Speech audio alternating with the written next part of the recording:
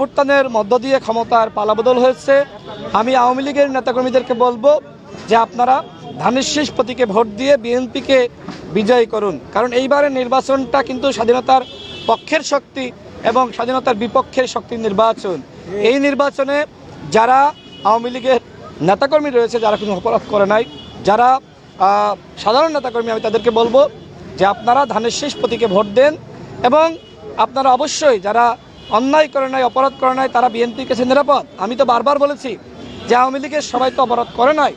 আওয়ামী লীগের আমি দেখেছি গণ অভ্যুত্থানের পরে, আমি ঝিনাইদহ 4 আসনে যে তথ্যগুলো পেয়েছি যে সাবেক এমপি আনোয়ার সাহেবের মার্কেট দখল করা হয়েছে। আপনি খোঁজ নেন, আনোয়ার সাহেবের কন্যা আছে ডরিন আপা, তার সাথে কথা বলেন।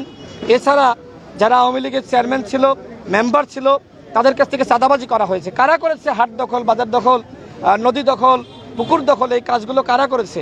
আজকে যারা মনে করেছিল যে আমরা হয়তো নমিনেশন পাবো, যারা মনে করেছিল যে আমাদেরকে এক ধরনের দায়িত্ব দেওয়া হয়েছে এই ধরনের টেন্ডারবাজি, চাঁদাবাজি করার জন্য, তারা কিন্তু এই কাজগুলো করেছে। এবং সবথেকে বড় কথা হলো যে গণ অভ্যুত্থানের পরে ঝিনাইদহ 4 আসনে 5 জন মানুষ হত্যাকাণ্ডের শিকার হয়েছে।